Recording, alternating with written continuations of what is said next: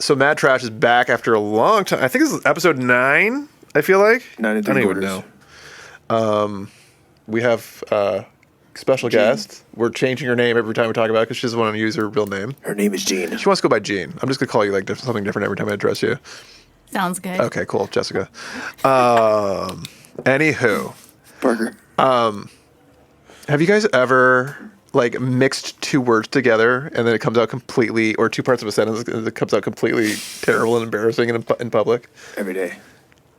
So I was teaching this kid tennis because that's what I do, and he's like this. He's a 4-year-old kid. He's actually really good for 4 years old. Uh-huh. And I hit a ball to him, and he hit it back. It was an amazing shot, good topspin, everything else, tennis. And I got caught between saying "good shot" and "good hit," and it came out "good shit." And his dad was there, and I go "good shot, good hit," and yeah, it was really, I told "good shit" to a 4-year-old. Do you have you ever done anything like that? I feel like that was like if Spicoli was a tennis teacher, that would be the perfect time for a Spicoli deal to go down. Have you ever done that? You, girl, over there? No, I mean, I make up words. I put, words together. Or I'm dyslexic with directions. Like if someone says left, or if I say left, it's always the opposite. Okay, I can see that. Or if I put things back on the shelf, it's the opposite. Like you can't read the label. So how is that embarrassing? It's not embarrassing. I'm talking about things that happen to you in public. Oh. What? Well, I said Tobago.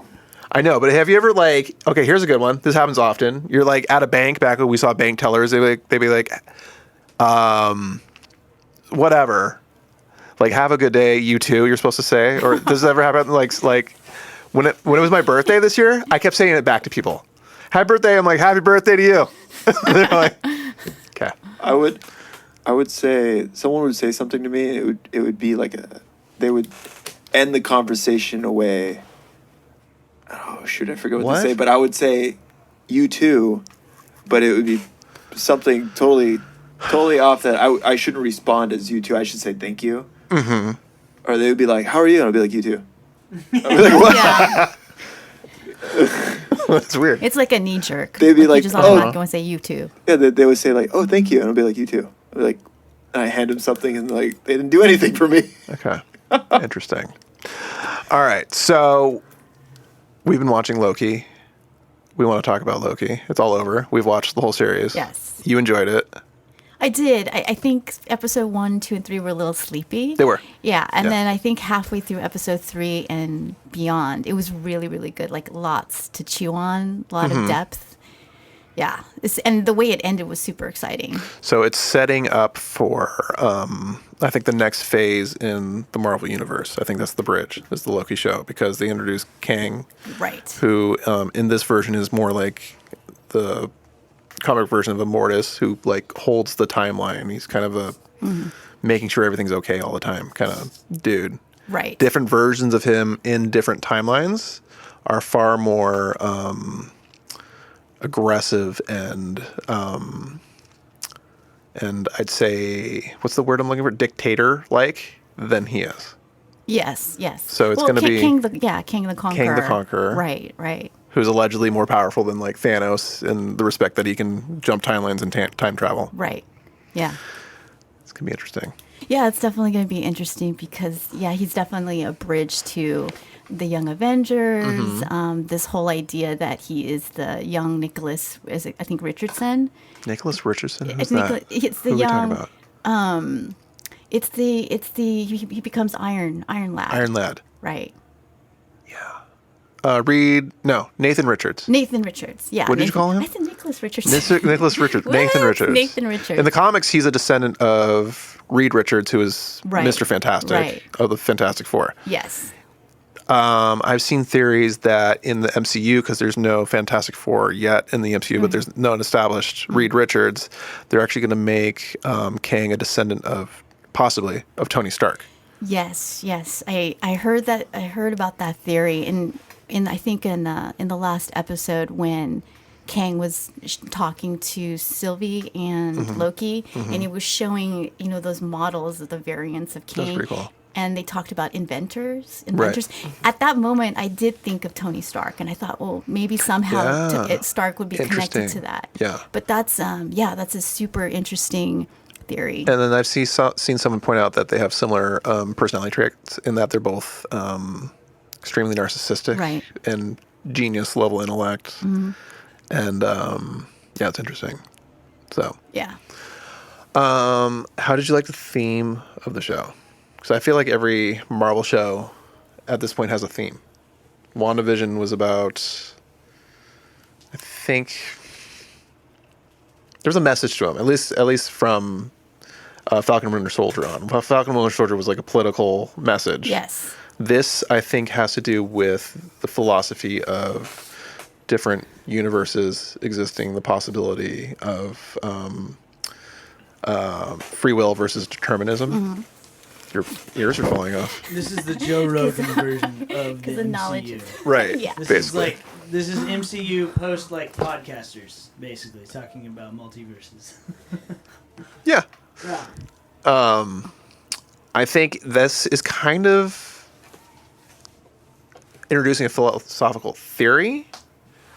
It's also Marvel's version of Doctor Who. It's like very similar to that in theme, as far as like dimension jumping, which is a timeline is a different dimension, is a different reality. It's all the same, similar, if not interchangeable, very similar to that type of thing. But I think it's really cool, and I think there's going to be season 2.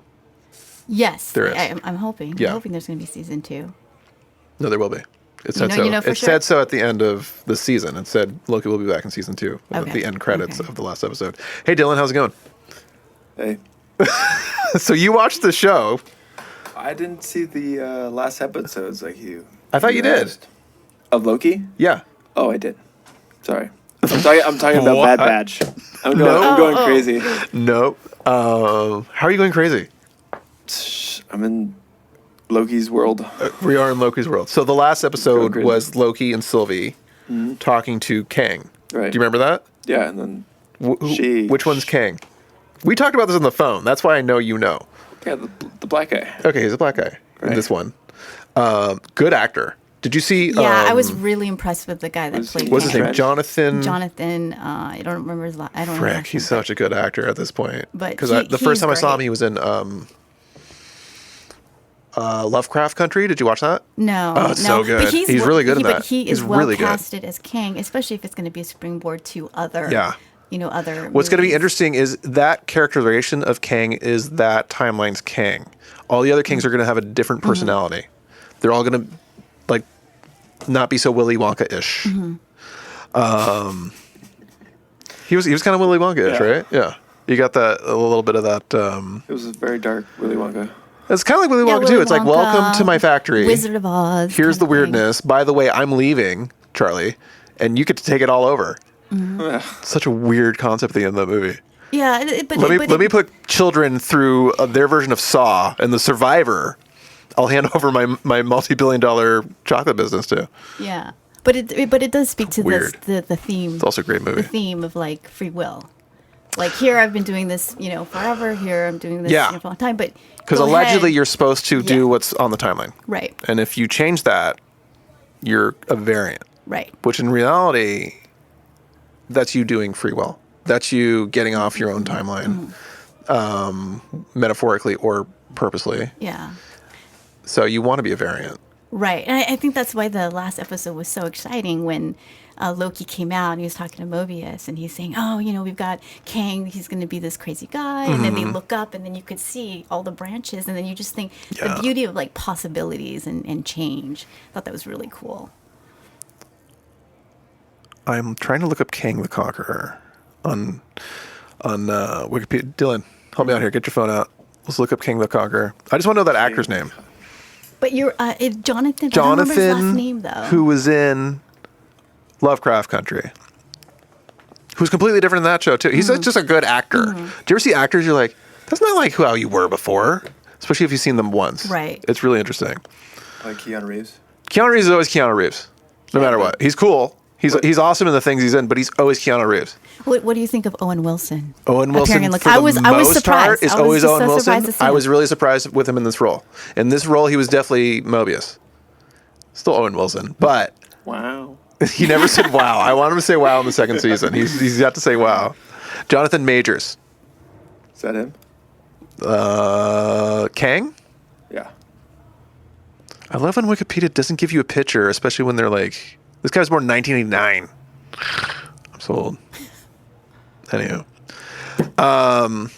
So there's also some themes in that time loops were a thing. In Norse mythology, Loki lives inside time loops. His existence is always continuing.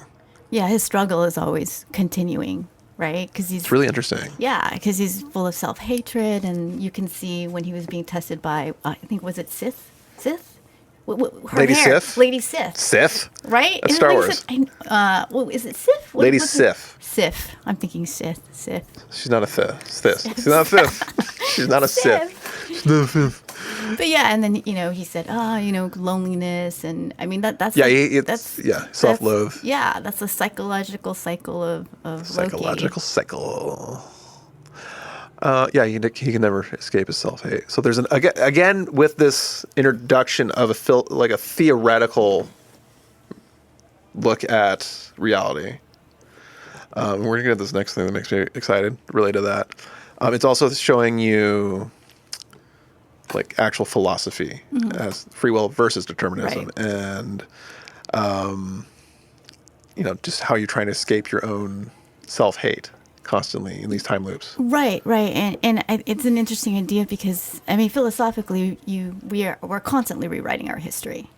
Right. And with the timelines and the memory loops and the reels, I think because a reel is I think the free will figure eight kinda. trumps Right. fate in this whole series, over and over again. Aaron, do you have any idea what we're talking about? No, but I follow the thought lines. This is what you missed out on, man. I think I should watch this. Yeah. You should probably watch this. It sounds like my jam. You can sit there with your Sounds like my kid. jam. I know you're thinking like, I got a kid and I can't do anything anymore. You can sit there with your kid for an hour and you'll be like, wow, this has some depth. Yeah. No, it sounds like it's got some meat to it. It sounds good. Also, you'll like this. It is also a political, let's say, theologic approach of fascism versus anarchy. Okay. Cool. So the TVA, which is the time variant authority, Right. runs time, and everything has to be perfect on this timeline. And if someone somehow gets out of their timeline, because I guess people here and there learn how to time travel because these different levels of existence do exist. Okay. Yeah. They have to find that person and either assimilate them or eradicate them, Yeah. and thus creating just one singular timeline. Nothing ever branches off. Yeah. Yeah. That is seen in the show as a fascist power Okay. style of, and they have the propaganda and which is all you learn to be fake at towards the end of the season. Like you guys are feeding us all this like great good stuff, telling us why the timekeepers are a thing and why the timeline is. They use like these kind of cool looking 60s versions of a cartoon animation to show it. So you Miss do Minutes. Yeah. Miss Minutes. Yeah. You do kind of feel like a weird like Cold War-ish era, and also everything in the TVA. So that's like it's kind of.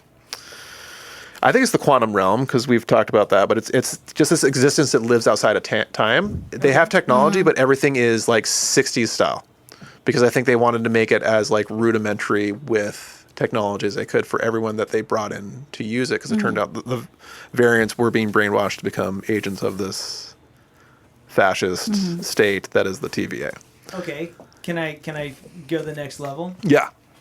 Is there a trend in human history where when technology changes, a new belief system has to emerge following a technology? And in that case, are we in the process of redesigning like the next branch of world religion? Yeah, I agree. Like no, at this time, I think so. Like I think this is the start of it. You have That's a an Abrahamic tradition, Right.